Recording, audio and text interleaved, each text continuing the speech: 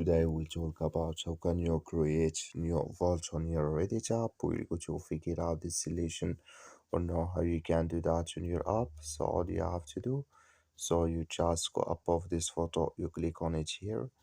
So then it's going to show for you a list like this. Then all you have to do now, just click here on vault here. So when you click on it, it's going to take you to this list here. Then all you have to do now, just go down and you click here on create new vault here.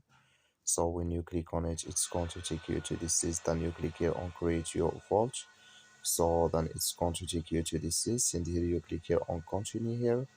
So when you click here on continue, then here can you then it's going to take you to secure your vault here, or here can you copy your record files here.